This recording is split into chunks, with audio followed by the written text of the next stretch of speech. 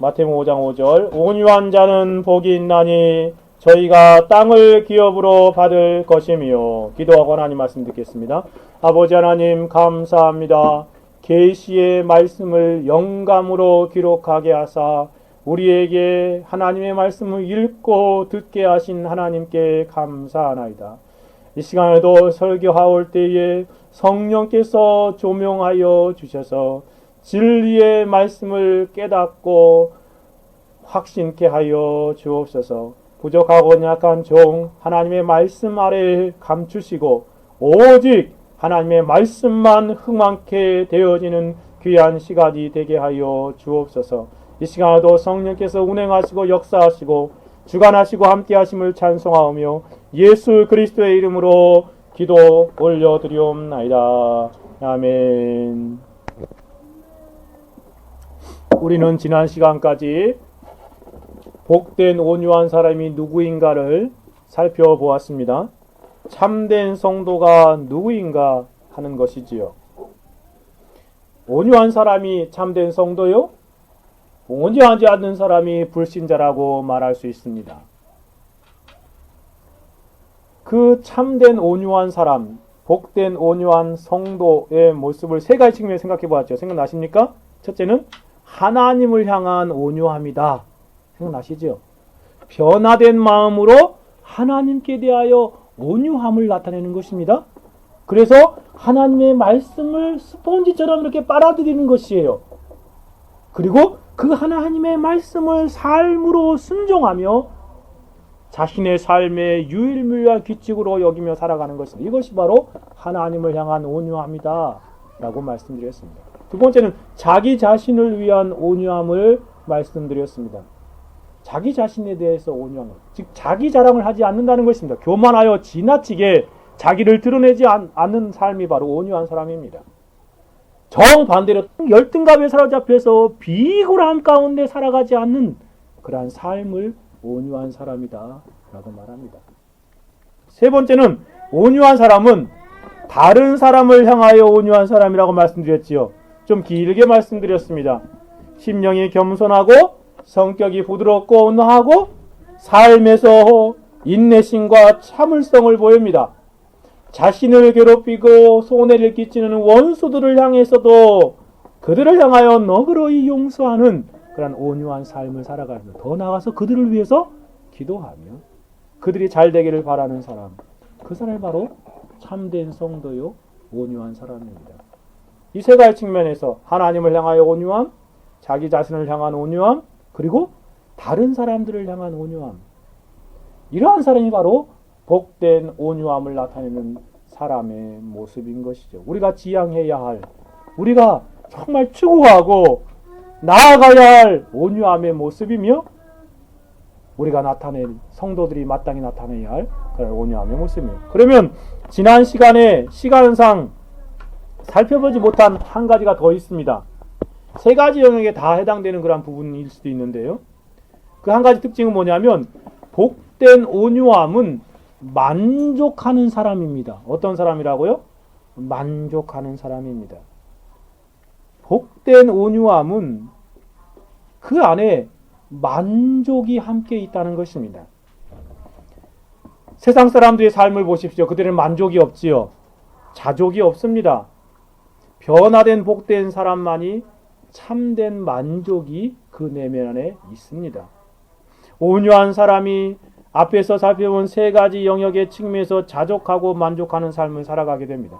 하나님 앞에서 만족하고 자신을 향하여 만족하고 다른 사람들과의 관계 가운데서도 만족을 누리는 삶을 살아가죠. 이렇게 모든 삶에서 만족을 누리는 것은 하나님의 섭리의 손길을 믿고 의지하는 삶을 살아가기 때문에 그렇습니다. 10절은 복된 온유한 사람에게는 만족이 따른다고 잘 설명하고 있습니다. 제가 한번 읽어드려 보겠습니다. 마음이 온유한 사람에게는 또한 만족이 따른다고 저는 생각합니다. 온유한 사람은 야망을 품지 않습니다. 정말 그렇습니다.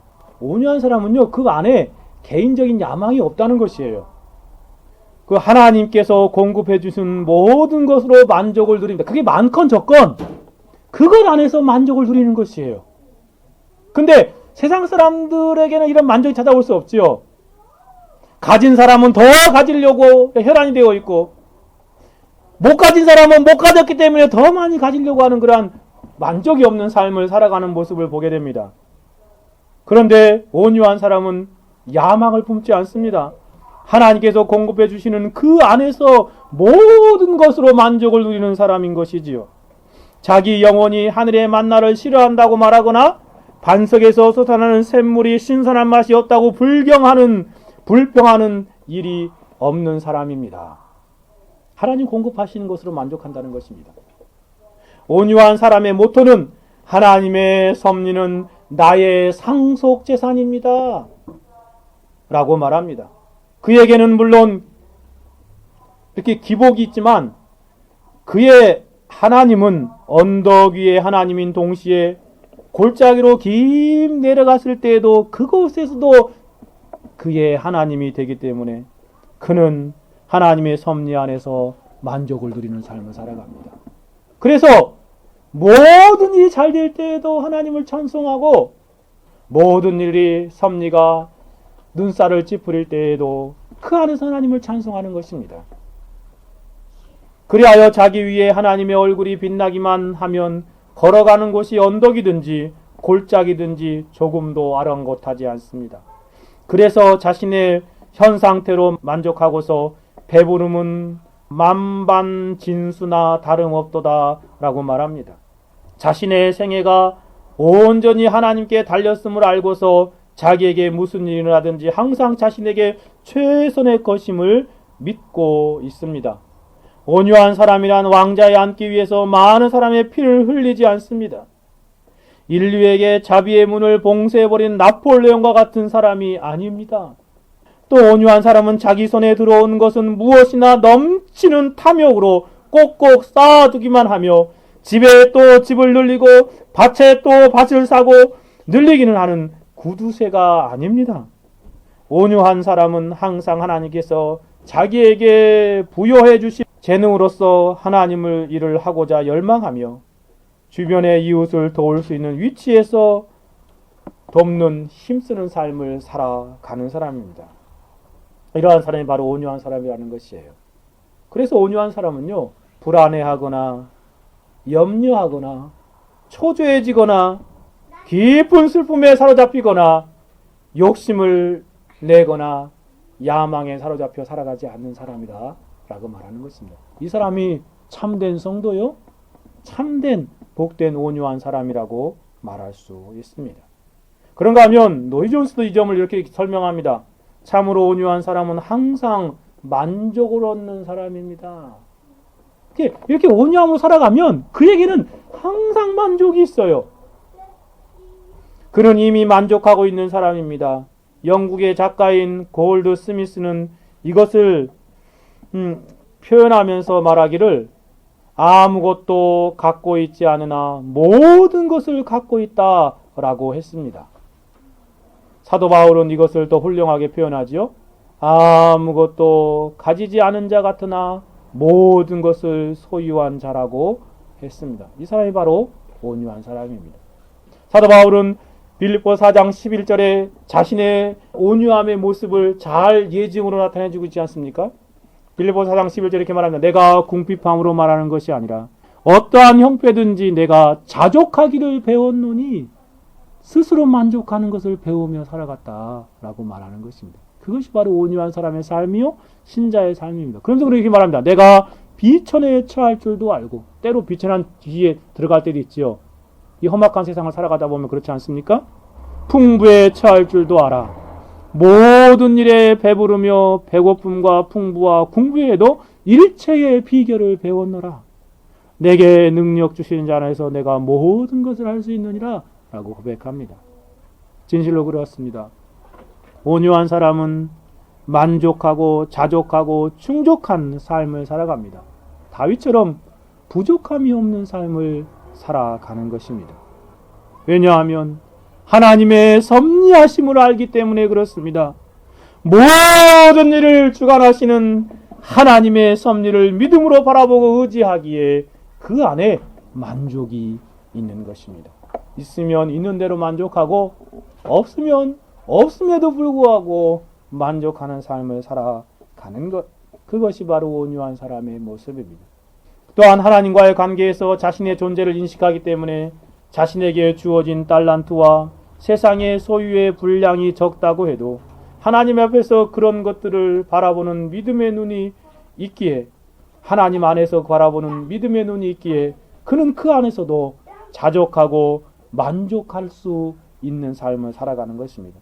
하나님 관계에서 그렇게 만족하는 것이에요.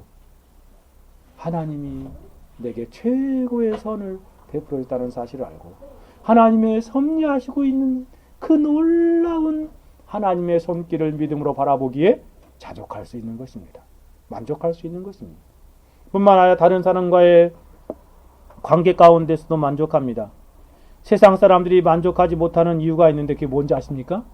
비교의식 때문에 그렇죠. 그렇죠? 비교의식 때문에. 저 사람하고 나하고 비교해 보니까 저 사람 나보다 월등하게 많은 걸 가지고 있어요. 비교해 보니까 나는 너무나 부족한 거야. 그 비교의식에서 만족을 빼앗겨 버립니다. 육적인 비교의식 때문에 그렇지요. 다른 사람들이 자신보다 더 많이 가진 것으로 인하여 시기하기에 만족을 잃어버리며 살아가는 것입니다. 그런데 변화된 온유한 사람을 보십시오.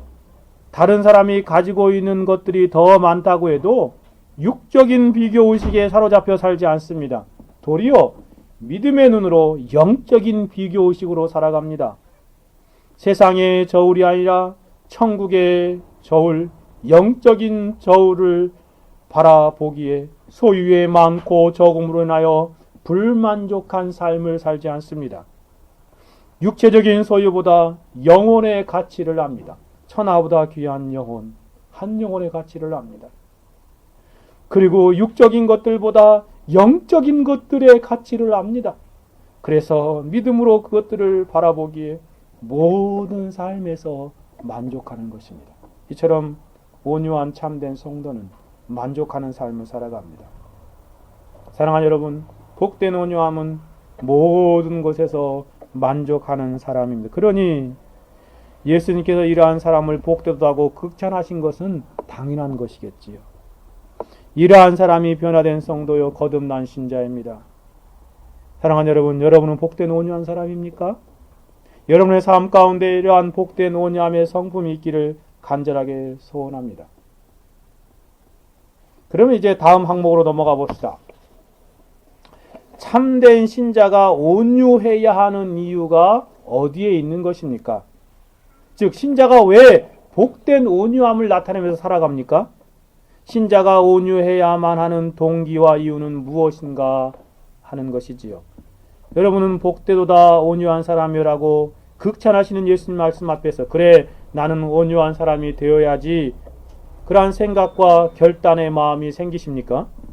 온유한 사람은 이러이러한 사람이라는 설교를 들으면서 그래 나도 그러한 사람이 되어야지 라는 마음이 드십니까? 그러다면 참 하나님께서 여러분의 마음 가운데 귀한 영적인 것들을 사모하는 은혜를 베풀어 주시는 것일 것입니다. 하지만 그러한 생각과 마음이 들지 않고 복된 온유함과 나는 너무 거리가 먼 것 같아. 나는 도저히 그러한 삶을 살 수 없지라고 생각하면서 예수님의 복된 온유함의 성품이라고 극찬하시는 것을 외면하시지는 않습니까? 저것은 어떤 대단한 신앙을 가진 사람들의 몫이지 나의 몫이 아니야. 나는 평범한 걸 그렇게 생각하지는 않습니까? 사랑하는 여러분, 우리는 왜 온유해야 합니까? 모든 신자는 온유함을 나타내야 하는데 왜 온유해야 하는 것입니까? 누군가 여러분에게 왜 그렇게 온유한 삶을 살려고 몸부림치십니까? 그러한 삶을 살아가십니까? 라고 묻는다면 여러분은 그들에게 무엇이라고 대답하겠습니까? 대답할 말을 가지고 계십니까? 성도는 동기와 이유가 분명한 삶을 살아가는 사람입니다.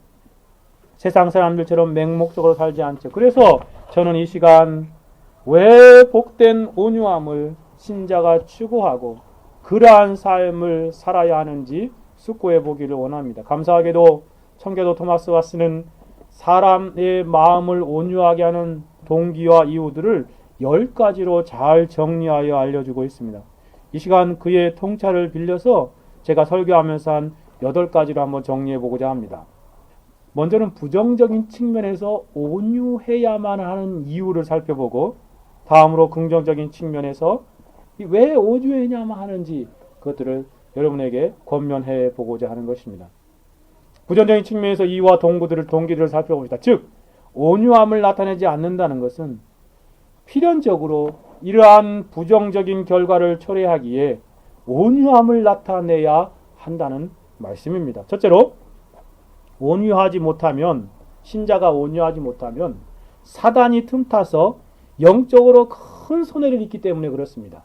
온유하지 못하면 사단이 그 틈을 비집고 들어와서 영적으로 큰 어려움과 손해를 성도들이 당할 수밖에 없어요. 온유하지 못하고 화를 잘 내고 노를 쉽게 바라는 사람은 사탄의 놀이개감이 되어서 영적으로 큰 재난과 손해를 보게 되는 것입니다. 그래서 사도는 에베소 4장 26절 27절 이렇게 말합니다. 분을 내어도 죄를 짓지 말고 해가 지도록 분을 품지 말고, 그 다음에 이렇게 말합니다. 27절에 마귀로 틈을 타지 못하게 하라. 사도는 신자라도 화를 낼 수 있다고 전제합니다. 그러나 그러한 화를 해가 지도록 품지 말아야 한다라고 강조합니다. 왜 그렇습니까? 해가 지도록 분을 삭히지 못하고 잠자리에서 뒤척뒤척하고 있으면 사단으로 하여금 그 틈을 타게 만들어 버린다는 것이에요. 사단이 그 틈을 비집고 들어와서 그 사람의 영적인 큰 손해를 끼치게 만들기 때문에 그렇습니다. 노존스의 통찰을 빌리자면 그렇게 말합니다. 통제력을 상실하는 것은 언제나 마귀에게 가장 큰 틈을 허락하는 것입니다. 마귀로 틈을 타지 못하게 하라. 바울이 의미하는 바는 마귀에게 절대로 문을 열어주지 말라는 것입니다. 왜냐하면 여러분이 혈기에 의하여 주장되면 그 순간에 더 이상 이치적으로 따질 수 있는 힘이 없게 되고 더 이상 생각할 수도 없게 되고 균형 있는 판단을 내리지도 못하게 되기 때문에 그렇습니다. 사단이 비집고 들어와서 그 사람의 정신과 마음을 완전히 혼미하게 만들어 버린다는 거죠. 그러니 화를 내어도 해가 지도록 품지 말아야 합니다. 즉시 풀어버리라는 것이에요. 그렇지 않으면 마귀의 놀이개감이 되어지는 것입니다. 얼마나 큰 손해입니까? 토마스 왓슨의 말을 빌리자면 그렇게 말합니다. 사람이 격정을 허용하면 사단을 맞아들이게 되는 것입니다. 온유함이 아니라 분내고 화를 내면 그것이 바로 사단아 내게 와라, 나를 점령해라 라고 말하는 것이라고 그렇게 말하는 것이죠. 화를 잘 내는 사람은 마귀와 한 침대를 쓰는 사람입니다. 격정은 화평을 가리워 버립니다. 온유한 그리스도인은 그의 영혼 속에 기분 좋은 평안과 조화가 있지만 격정은 영혼을 어지럽히게 만들어 버립니다. 그것은 이성을 흐리게 할 뿐 아니라 양심을 흐트려 놓습니다. 격정이 사로잡고 있는 사람은 자신을 사로잡지 못합니다. 화평케 할 양심을 거의 가지고 있지 않는 사람이 양심의 평화를 갖지 못하고 하나님의 성령을 슬프게 하는 것입니다. 성령께서 슬퍼하시면 성령께서 그를 떠나가십니다. 우리는 연기가 가득한 집에서 머물기를 좋아하지 않습니다. 하나님의 성령께서도 병적인 격정의 수증기와 연기가 가득한 사람의 마음에 계시기를 좋아하시지 않습니다. 진실로 그렇습니다. 하나님께서는 격정과 분노에 휩싸여 있는 사람과 함께 하시지 않습니다. 그러한 마음에는 사단이 더 좋아하게 함께 합니다.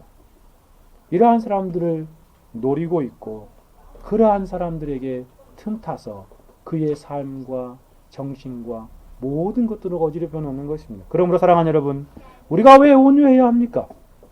왜 온유해야 합니까? 사단으로 틈타지 못하게 하기 위해서 그렇습니다. 사단의 틈을 주지 않기 위해서 온유해야 합니다. 그렇게 사단에게 틈을 주면 큰 손해를, 영적인 손해를 우리가 겪을 수밖에 없기 때문에 그렇습니다. 첫 번째 이유가 그것이었습니다. 두 번째 부정적인 측면에서 이와 동기를 살펴보면 온유함의 부족은 필연적으로 격정의 충만으로 은혜를 저버리는 삶이 되기 때문에 그렇습니다. 온유하지 않고 분내고 화를 내면 은혜를 저버리는 삶이에요. 하나님이 베풀어 주신 은혜에 합당한 삶이 아니라는 것입니다. 이걸 두 가지 측면에서 이렇게 설명할 수 있습니다. 첫째는 신자의 마음속은 온유와 격정의 전쟁터와 같습니다. 사실 신자의 마음속에는 매일 전투가 계속되고 있지요.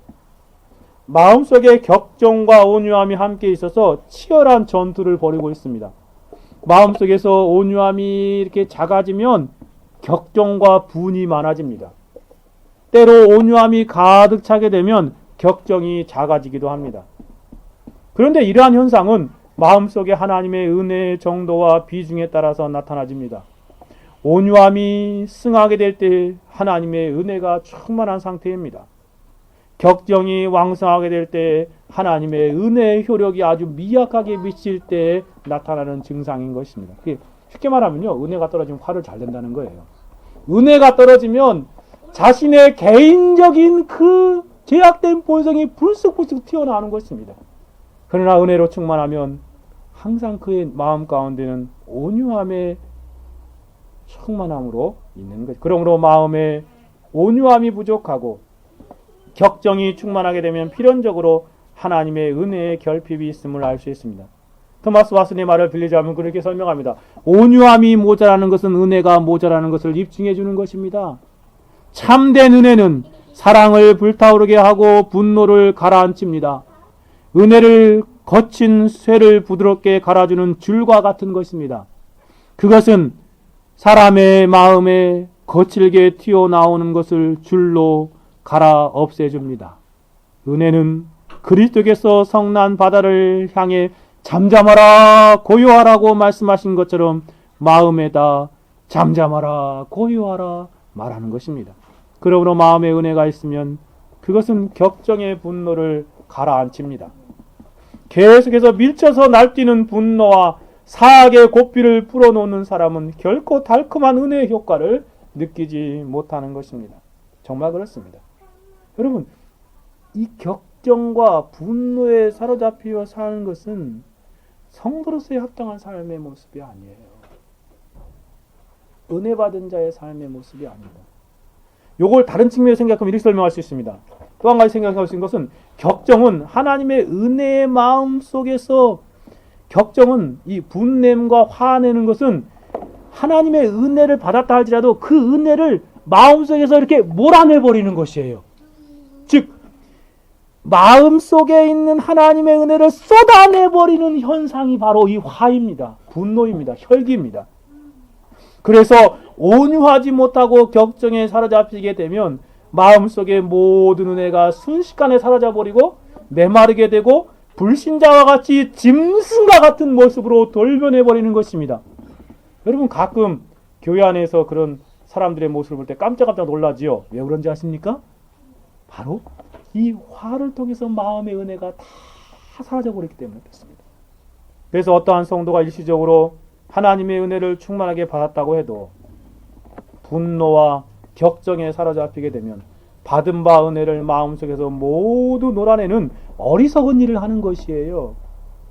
이러한 원리를 잘 알고 있는 사단은요, 하나님의 은혜를 많이 받은 신자에게 찾아와서 마음을 막 공격합니다. 뭐 하게 하려고요? 화내게 하려고.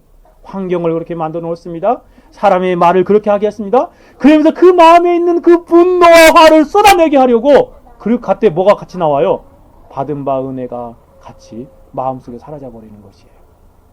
그래서 가장 큰 은혜를 받은 직후가 항상 마귀의 집중적인 공격을 받을 수 있는 때인 것입니다. 그래서 그때일수록 이 진리를 잘 알고 마음을 잘 관리해야 합니다. 어떤 마음으로요? 분과 화의 마음에 사로잡히지 않도록 온유함과 부드러움으로 마음을 간직할 수 있도록 마음을 잘 지키고 관리해야 합니다.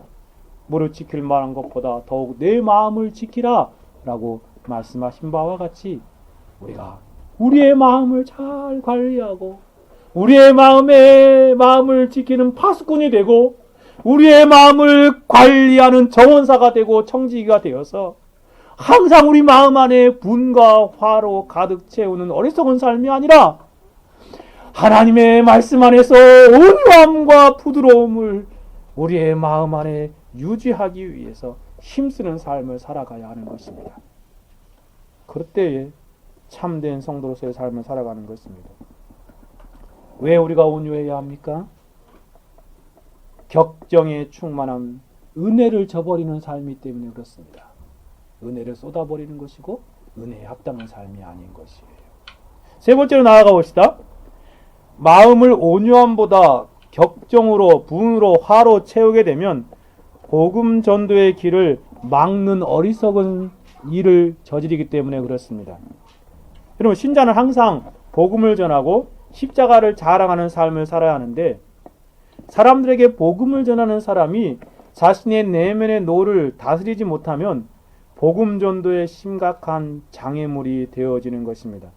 왜냐하면 사람들은 우리가 말하는 말의 내용보다 그 내용을 보기 이전에 우리의 삶을 지켜보고 있기 때문에 그렇습니다. 화를 버럭버럭 내기를 쉽게 하는 사람이 하는 말은 듣기 싫은 잡음과 같이 들려집니다. 그가 비록 설교자라 할지라도. 예전에 어떤 교회에서 참 깜짝 놀랐어요. 그 목사님의 성품을 좀 아는 그러한 분이 언제 저하고 이야기한 적이 있는데 그러더라고요. 이렇게 목사님 설교하고 있으면 뒤에서 그런 마음이 든대요. 야, 너나 잘해. 깜짝 놀랐어요. 그분이 그런 말 한다는 게. 야, 너는! 그런데 속으로. 그런 마음이 막 치밀어 오르는데 그게 복음이 들어가겠습니까? 설교가 되겠어요? 뒤에서 그러고 있는데?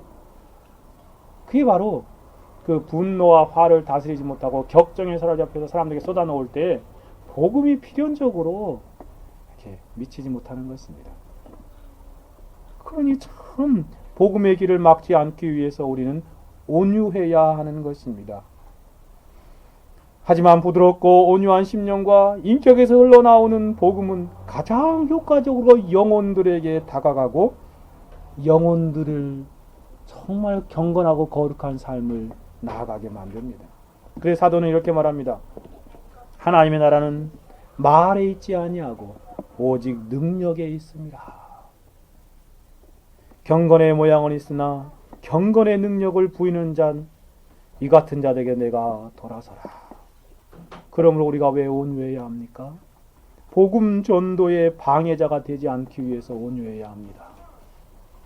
동시에 복음을 가장 효과적으로 전하는 하나님의 일꾼이 되기 위해서 온유해야 합니다. 자기의 마음을 항상 온유하게 다스리고 유지하는 삶을 살아야 할 것입니다.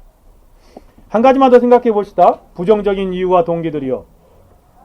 마음의 온유함을 유지하는 일은 게을리하게 되면, 게을리하는 것은 하나님의 말씀에 대한 불순종이요, 하나님을 향한 반역의 죄를 짓는 것입니다. 여러분이 마음의 온유함을 유지하지 않는 것, 그것은 뭐라고요? 하나님의 말씀에 대한 불순종이요, 하나님께 대한 반역의 삶이라는 것입니다. 무슨 잘못을 해서 하나님 앞에 심각한 죄를 지어서 반역이 아니라 바로 그 사실이 반역이라는 것입니다. 예수님께서 우리에게 온유한 사람이 복된 사람이라고 알려주십니다. 우리를 향하여 온유한 사람이 되라는 권면이 아니고 무엇입니까? 성도는 온유한 사람이다. 그 복된 온유함을 나타내며 살아가라 라고 하시는 것인데, 우리가 그것을 외면하면 어떻게 되겠습니까? 예수님 말씀을 외면하는 것이죠. 네. 예수님 말씀을 외면하고 살아가는 것입니다. 불순종의 삶입니다. 또한 예수님께서 이렇게 말씀하시죠. 나는 온유하고 겸손하니 라고 말씀합니다. 내게 와서 배우라 라고 말씀하십니다. 예수님께서 자신이 온유함, 겸손함을 와서 배우라라고 우리에게 말하고 있는데, 배우지 않는 것은 도대체 무엇입니까? 그것은 바로 하나님 말씀에 대한 불순종이 아니고 무엇입니까? 그래서 온유함을 추구하지 않고 온유함을 열심히 배우지 않는 사람은 예수님의 말씀을 무시하는 것이요, 예수님의 말씀에 불순종하는 죄를 범하는 것입니다.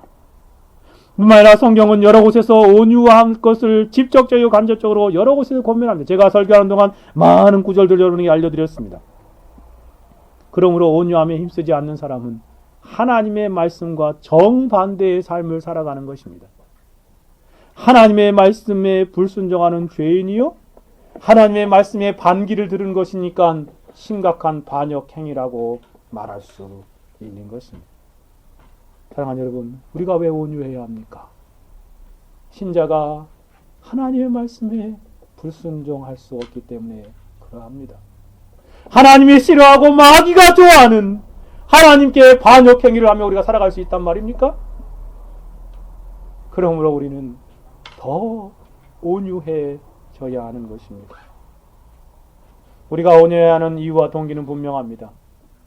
온유함은 저와 여러분의 선택사항이 아니에요. 우리가 그렇게 살아도 되고 살지 말아야 되는 그러한 선택사항이 아니라는 것입니다. 우리가 신자라고 한다면, 우리가 성도라고 한다면, 십자가의 구속으로 말미암아 구원 얻은 하나님의 자녀요 백성이라고 한다면 반드시 소유하고 힘써서 배우고 우리의 마음 가운데 간직하고 유지해야 하는 삶이 있는데 그것이 바로 온유함입니다. 영적인 손의 삶을 살지 않기 위해서 온유하십시오. 하나님의 은혜를 저버리는 삶을 살지 않기 위해서 온유하십시오. 복음 전도의 방해자가 되지 않기 위해 온유하십시오. 하나님 말씀에 불순종하고 하나님께 반역 행위를 하지 않기 위해서 더더욱 온유한 삶을 살아가십시오. 이제 긍정적인 측면으로 나아가 봅시다. 긍정적인 측면의 이유와 동기들입니다. 온유함은 이러한 긍정적인 의미들이 있기에 신자는 삶 속에서 온유함으로 살아가야 합니다. 온유함. 네 가지를 살펴볼 것입니다. 첫째는 성경이 온유한 삶을 본보기로 알려주기 때문에 그렇습니다. 즉 성도의 삶은 온유한 삶이다. 보라! 성경에 이렇게 많은 본이 있지 않느냐 라고 우리에게 알려주고 있습니다. 그러니 우리는 성도로서 온유한 삶을 살아가야 한다는 것이죠. 신자의 삶의 유일무이한 규칙이 바로 성경입니다. 성경에서 가르치는 삶은 신자의 삶입니다. 신자는 성경에서 알려주는 삶을 따라 영적인 순례길을 걸어가는 사람이지 않습니까? 성경에서 많은 삶을 가르쳐주고 있지만 온유한 삶은 무엇보다도 생생한 모범을 보여주므로 신자가 따라야 할 삶임을 가르쳐주고 있습니다. 첫째, 예수님의 생애를 보십시오. 특히 예수님의 공적인 생애를 보십시오. 예수님의 공생애는 신자의 삶의 가장 중요한 삶의 본이지 않습니까? 모델이지 않습니까? 완전한 인성으로서 신자들이 어떠한 삶을 살아야 가장 바른 삶인가를 친히 보여주셨습니다. 성경에서 예수님이 알려주신 삶은 다양하지만 우리는 예수님의 삶 가운데 가장 두드러진 삶의 모습이 무엇인지를 보게 됩니다. 그것이 뭐죠? 온유와 겸손입니다. 그죠? 나는 온유하고 겸손하니. 그 두 가지가 다 그 온유 안에 들어있지 않습니까? 토마스 왓슨이 말한 것처럼 그리스도는 온유의 견본이자 모형이십니다. 노존스의 말을 빌자면 온유의 최고의 실제 예는 예수님이십니다. 우리가 왜 온유해야 합니까? 예수님께서 우리에게 보여주신 최고의 삶이 바로 온유이기 때문에 그렇습니다. 예수님께서 친히 우리에게 말씀하시지 않아서 나는 온유하고 나는 마음이 온유하고 겸손하니 나의 멍에를 메고 내게 배우라. 이게 무슨 말이냐면요. 그 옛날에 우리나라에 보면 우리나라는 소를 이렇게 한 마리 멍에를 매가지고 이렇게 쟁기질을 하잖아요. 근데 이 팔레스타인 지방에는 옛날에 어떻게 했냐면 소를 이게 2마리씩 짝집니다. 그래가지고 좀 부자인 사람은 10마리까지 이렇게 짝져가지고 그 밭을 갈고 쟁기를 하거든요. 근데 소가 이렇게 2마리가 함께 날아서 가니까 한쪽 소가 있고 한쪽 소가 여기 있죠. 예. 같이 멍에를 매요. 멍에가 같아. 2마리씩 결이 져서 나가니까. 그러니까 이게 무슨 말이냐면 나는 마음이 온유하고 겸손해 나의 멍에를 메고 즉 우리가 예수님 옆에서 같이 예수님과 함께 더불어 같이 멍에를 메고 내게 배우라 라는 말입니다. 그러려면 어떠한 마음이 따르면 예수님에게 우리가 예수님이 이끄는 대로 따라가는 삶이 필요합니다. 예수님이 하라는 대로 예수님이 하는 대로만 이렇게 순종하며 나아가는 모습을 살 때에 정말 같이 멍에를 매게 되어지는 것입니다. 예수님이 이쪽으로 가려고 하는데 내가 이쪽으로 가려고 하면 같이 멍에를 맬 수 없는 것입니다. 그러니 예수님이 하라는 대로만 따라가는 것이 바로 예수님의 멍에를 메는 것입니다. 그러니까 그러니까 나의 멍에를 메고라는 말은 나는 마음이 온유하고 겸손하니 너도 나처럼 그렇게 해서 되기 위해서 내게 배우라 라고 말하는 것입니다. 사랑하는 여러분, 예수님께서 이렇게 말씀하신 무슨 핑계를 대겠습니까? 온유한 삶을 추구하고 온유한 삶을 살아야 될 충분한 이유가 이 말씀 한마디에 다 포함되어 있지 않았는가 하는 생각을 하게 됩니다. 그러므로 우리는 온유해도 되고 온유하지 않아도 되는 것이 아니라 온유한 삶을 예수님의 본을 따라서 필연적으로 살아가는 그 밖에 성경에 수없이 많은 성도들의 삶을 보십시오. 모든 신실한 참된 성도의 삶을 보십시오. 지금 하늘에 가 있는 허다한 증인들의 이 땅에서의 삶을 생각해 보십시오. 그들은 한결같이 모두 온유한 사람들이었습니다. 제가 첫 번째 시간에 말씀드린 것처럼 아브라함, 이삭, 모세, 다윗 뿐만 아니라 스데반, 바울 등등등 생각해 보십시오. 그들의 삶은 온유한 삶이었습니다. 그 밖에 성경 속의 경건한 성도들의 삶을 여러분이 유심히 살펴보시오. 그들은 그들의 시대를 어떻게 살아갔습니까?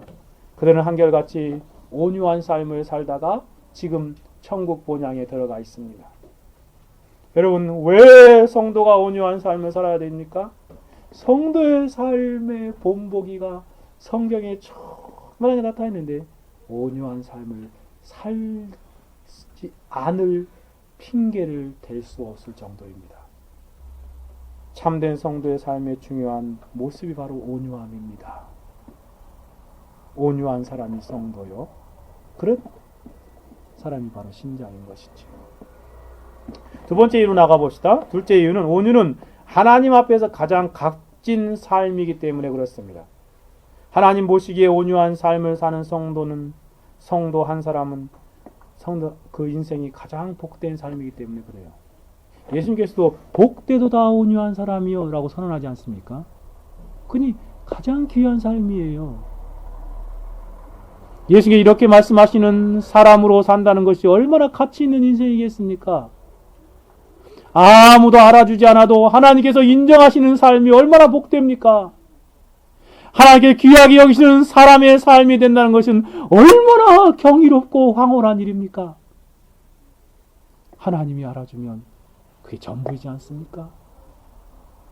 그러한 사람이 가장 복된 사람이고 가장 가치 있는 인생입니다. 베드로서는 말합니다. 베드로전서 3장 4절에 오직 마음에 숨은 사람을 온유하고 안정한 심령에 썩지 아니할 것으로 하라. 온유하고 안정된 심령으로 살아가라는 것이죠. 그러면서 이렇게 말합니다. 이는 하나님 앞에 값진 것이니라. 뭐라고요? 하나님 앞에 귀하고 값진 그런 삶의 모습이라는 것이에요. 세상 사람이 다 그렇게 살지 않아도 한 사람의 성도라도 그렇게 살아갈 때 하나님이 그 영혼을 귀중하게 보시고 그 영혼의 가치를 최고로 여기시는 것입니다. 사랑하는 여러분, 왜 온유한 삶을 살아야 합니까? 하나님 앞에 이보다 값진 삶이 없기 때문에 그렇습니다. 그런가 하면 사도 바울의 권면을 들어보십시오. 골로새 3장 12절에 그러므로 너희는 하나님의 택하신 거룩하고 사랑하신 자처럼 긍휼과 자비와 겸손과 온유와 오래 참음으로 옷 입고. 사도 바울의 표현을 보십시오. 하나님 택하고 거룩하고 사랑하신 사람들이 성도라고 말하죠. 그런 사람들은 이렇게 살아간다라고 말하면서 뭐라고 말합니까? 긍휼과 자비와 겸손과 온유와 오래 참음. 여기 보십시오. 이 겸손과 온유와 오래 참음 다 온유 안에 있는 표현들이죠. 앞에서 배웠지요. 하나님의 택하신 백성이기에 온유한 삶을 살아야 한다는 것입니다. 하나님의 거룩한 하나님께서 거룩하게 한 성도이기에 온유한 삶을 살아야 한다는 것입니다. 하나님이 사랑하는 자녀들이기에 온유한 삶을 살아야 마땅하다라고 권면하는 것이 아니고 무엇입니까? 토마스 왓슨의 말을 빌리자면 온유는 그리스도인에게 훌륭한 장식품입니다. 아무 의복도 온유보다 그리스도인에게 어울리는 것이 없습니다. 뭐 몇천만 원짜리 옷, 값진 귀걸이 그런 것들이 그리스도인을 빛나게 하는 게 아니에요. 그리스도인의 삶은 이 온유함의 성품이 그를 돋보이게 하고 빛나게 하는 것입니다. 그것이 가장 훌륭한 장기품이에요. 저와 여러분의 삶에 온유함을 나타내야 할 이유가 분명하지 않습니까? 온유함은 하나님 보시기에 가장 값진 삶이에요. 세 번째로 나아가 봅시다. 온유함을 하나님을 닮아가는 성화의 과정이고 열매이기 때문에 그렇습니다. 온유함 뭐라고요? 성화의 과정이고 중요한 열매이기 때문에 그렇다는 거죠. 칭의를 얻은 성도는 이 땅에서 성화의 삶을 살아갑니다. 칭의라는 문을 통하여 성화라는 집에 들어가서 평생 동안 사는 것이 성도의 일생입니다. 온유함은 성도의 삶의 중요한 과정입니다. 성화의 삶의 중요한 과정이죠. 또 성도들이 맺어야 할 중요한 열매입니다. 사도 바울은 갈라디아서 5장 20절에 성령의 열매를 말하는데 그 8번째 열매가 온유이지 않습니까?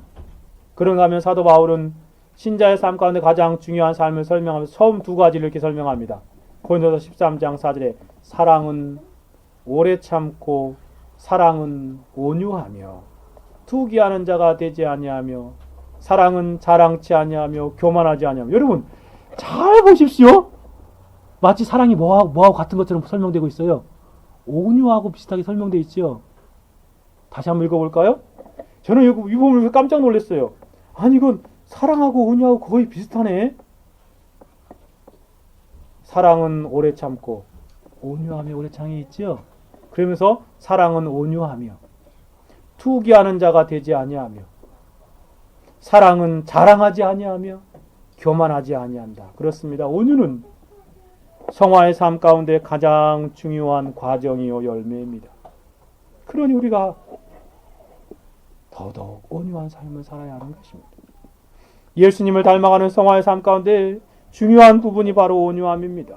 온유함은 하나님과 자신과 다른 사람들과의 관계 가운데서 얼마나 예수님을 닮았는지 측정할 수 있는 중요한 덕목이요 시금석과 같은 것이라고 토마스 와슨은 이렇게 설명합니다. 온유는 하나님을 닮아가는 길입니다. 하나님은 그를 성나게 하는 자들에게 온유하신 분이십니다. 날마다 하늘의 위험에 대해서 얼마나 더러운 입을 벌리는 사람들이 많습니까? 얼마나 사람들이 하나님의 이름을 찢어놓고 그의 성령을 성가시게 하고 그의 아들을 다시 십자가에 못 박는 삶을 살고 있습니다. 그렇게도 많은 마귀들이 육을 입고 땅 위를 왔다 갔다 하면서 주님을 그렇게 해하려고 몸부림치고 있지만 주님은 여전히 온유하셔서 아무도 멸망하는 것을 원치 않으십니다. 하나님이 죄인들을 박살내어 당장 지옥으로 쳐 넣어버릴 수 있음에도 불구하고 얼마나 그것은 쉬운 일입니까? 그러나 그분은 노를 절제하십니다. 그분은 위엄으로 가득 차 있으시지만 또한 온유함으로 가득 차 계신 분이십니다. 그분 안에는 왕으로서의 위대함과 아버지로서의 부드러움이 섞여 있습니다.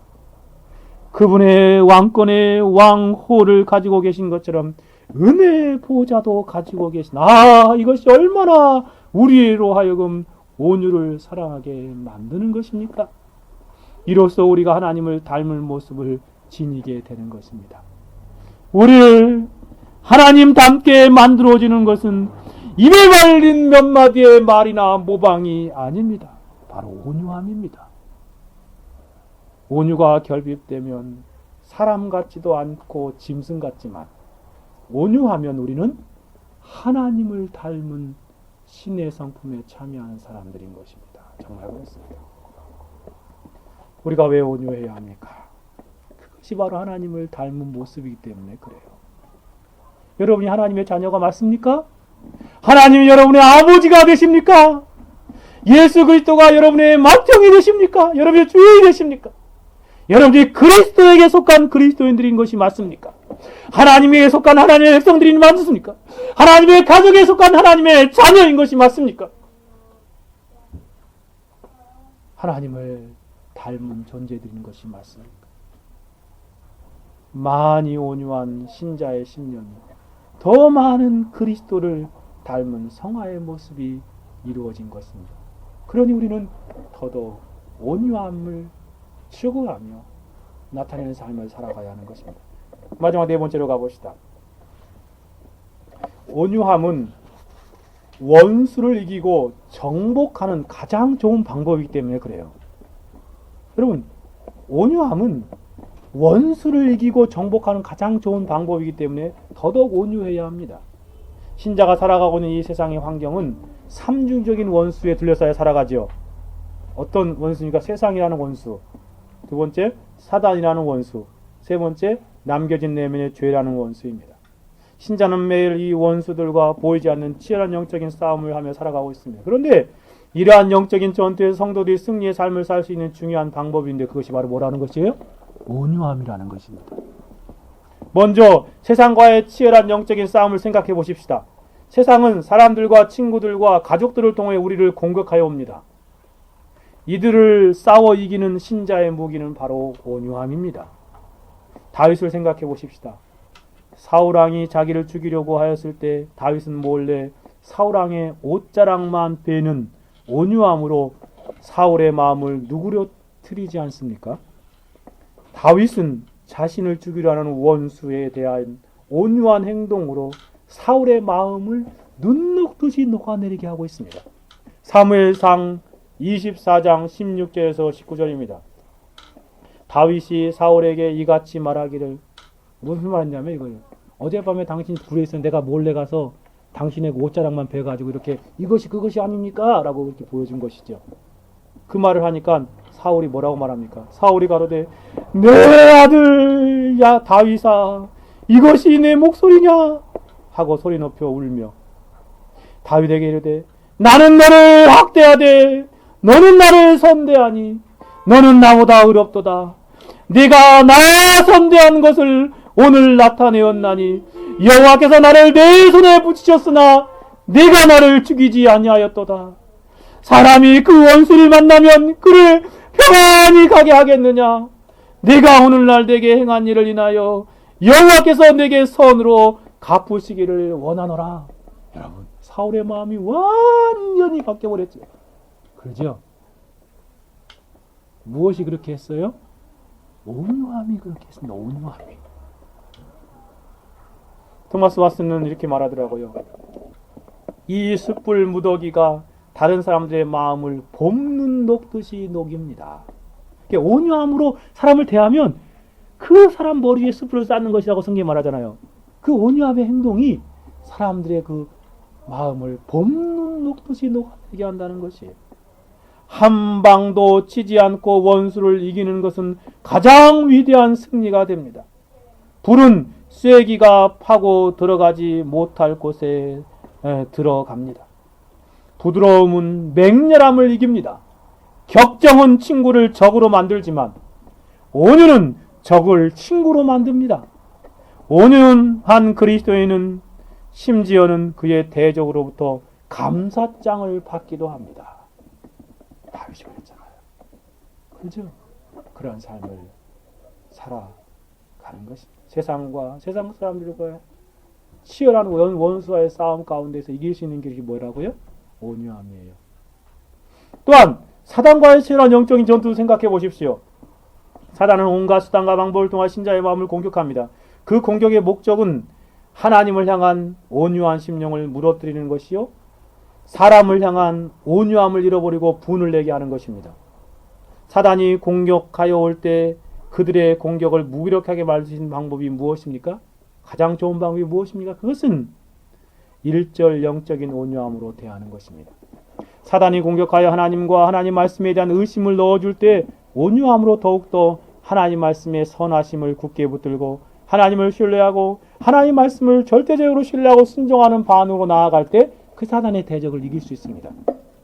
또한 사람들을 향한 온유함을 잃어버리게 만들기 공격하고 올 때도 사단의 악을 선으로 이기는 온유함으로 대하는 것입니다. 원수라 할지라도 죄는 미워하되 그 사람의 영혼을 온유함으로 사랑하는 마음으로 기도하는 것입니다. 영혼을 향한 온유함으로 그 원수를 선대하고 대접해 주는 것입니다.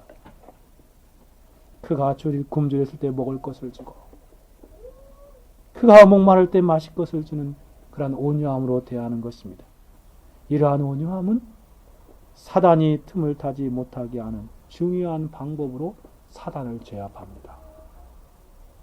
한 가지 더 생각해 보면 우리의 내면에 남겨진 죄와의 싸움에서도 온유함은 승리할 수 있게 하는 무기입니다. 마음속에 일어나는 죄로 인한 격정의 마음을 잠재우는 것은 다른 무엇이 아니라 바로 온유함입니다. 토마스 왓슨의 말을 빌리자면 그렇게 설명합니다. 온유는 고상하고 훌륭한 마음을 입증합니다. 온유한 사람은 용맹한 사람입니다. 그는 자신과의 싸움에서 이깁니다. 격정은 우둔하고 약한 데서 일어납니다. 격정의 세기는 판단의 약함을 입증하지만 그의 격정을 정복할 수 있는 온유한 사람은 가장 강하고 승리를 자랑할 수 있는 사람입니다. 자기 내면의 격정에 따라가는 것은 쉽습니다. 그렇죠? 화나면 화내버리는 거 쉽잖아요. 그죠? 분 올라오면 막 토해내고 쉽잖아요. 그냥 원래 본성대로 행하는 거예요. 쉽습니다. 그것은 부패한 본성의 물결을 따라 헤엄치는, 그러나 본성에 대항해서 돌아서는 것, 격정의 마음을 억누르는 것, 선을 악으로 정복하는 것, 이것이 온유한 그리스도인 다음의 삶의 모습입니다. 이것은 승리의 트로피와 같습니다. 칭찬의 화환을 받을 만한 영적인 기사도이며 마음의 꿋꿋함을 나타냅니다. 자신의 내면의 죄와 싸워서 이길 수 있는 것도 바로 온유함입니다. 진실로서 온유함은 모든 원수들과 영적인 싸움에서 이길 수 있는 가장 중요하고 좋은 무기입니다. 그러므로 매일 치열한 영적인 전투에서 승리의 삶을 살고자 한다면 무엇보다도 복된 온유함을 소유하고 그 온유한 마음을 유지하기 위해서 힘쓰며 그 온유함을 활용하는 삶을 살아가십시오. 저는 오늘 우리가 온유함을 나타내야 하는 동기와 이유를 부정적인 측면에서 4가지와 긍정적인 표현으로 4가지를 숙고해 보았습니다. 설교를 마치면서 살펴본 진리들을 적용 문장으로 권면하고 설교를 마치고자 합니다. 첫째로, 온유하지 못하여서 사단에게 틈을 내줌으로 영적인 큰 손해를 입는 어리석은 삶을 살지 마십시오. 둘째로, 격정으로 인하여 하나님의 은혜를 쏟아버리고 하나님의 놀라운 은혜를 저버리는 삶을 살지 마십시다. 셋째로, 마음을 온유함보다 격정으로 채움으로 복음 전도의 길을 막는 어리석은 방해자가 되지 마십시다. 넷째로, 마음의 온유함을 유지하는 일을 게을리함으로 하나님의 말씀에 불순종하고 하나님을 반역하는 삶을 살아가지 마십시다. 이것이 말자는 4가지 모습입니다. 긍정적인 측면에서 첫째로, 성경의 본을 따라 온유한 삶을 열심히 배우고 열심히 나타내는 삶을 살아갑시다. 둘째, 온유함이 하나님 앞에서 가장 값진 삶이요 가장 복된 삶인 줄 알고 더욱더 온유한 삶을 살아갑시다. 셋째, 온유함으로 하나님을 닮아가는 성화의 중요한 과정이 진전되어 삶의 온유함의 풍성한 열매를 맺는 삶을 사십시다. 넷째로, 온유함으로 원수를 이기고 정복하는 승리의 삶을 사는 저와 여러분이 되기를 간절히 소원합니다. 같이 한번 기도하시겠습니다. 들은 말씀 생각하며 기도합시다. 하나님, 정말 우리가 온유해야 할 이 8가지 이유들을 숙고해 보았는데 하나님, 우리가 이렇게 이 진리를 적용하며 살게 해주십시오. 들은 말씀 생각하며 같이 한번 기도하기를 원합니다. 같이 기도하시겠습니다. 하나님 아버지, 분을 내어도 해가 지도록 품지 말라. 사탄으로 틈타지 못하게 하라. 가르쳐 주신 하나님, 우리가 이 땅에서 온유하지 못하여서 사단에게 틈을 주었던 모든 삶들을 회개하오니 하나님 용서하여 주옵소서. 하나님, 우리의 삶이 더더욱 온유함으로 사단에게 기회와 틈을 주지 않고 영적인 큰 손해를 일버리지 아니하도록 주님 도와주옵소서. 오 하나님 아버지, 격정으로 인하여 하나님의 은혜를 쏟아버리고 저버리는 삶을 살아가지 않게 해 주십시오. 하나님, 온유함보다 마음을 걱정으로 채우며 복음 전도의 길을 막는 어리석은 방해자가 되지 않도록 주님 도와주십시오. 마음의 온유함을 유지하는 일에 게으르지 않고 하나님 말씀에 불순종하고 하나님 반역하는 삶을 살지 말게 해주십시오. 하나님 아버지, 성경의 본을 따라 성경이 제시하는 이 온유한 삶을 열심히 배우고 열심히 나타내는 삶을 살아갈 수 있도록 주님 도와주시고, 온유함이 하나님 앞에서 가장 값진 삶, 가장 복된 삶인 줄 알고 더욱더 온유한 삶을 살아갈 수 있도록 주여 도와주십시오. 온유함으로 하나님을 닮아가는 그런 삶의 길을 걸어가게 해주십시오. 성화의 중요한 가정 가운데 성화의 진전이 있게 하여 주시고, 온유한 풍성한 열매들을 맺어 하나님을 기쁘시게 하는 삶을 살아갈 수 있도록, 온유함을 원수로 이기고 정복하는 그런 삶, 승리의 삶을 살아가는 인생이 되게 해주십시오. 감사와 찬송과 영광을 돌려드리고, 하나님 우리 모두 온유한 복된 사람들이 되게 하옵시고, 종의 영혼도 온유한 심령이 되게 하옵시고, 감사드리며 우리 주 예수 그리스도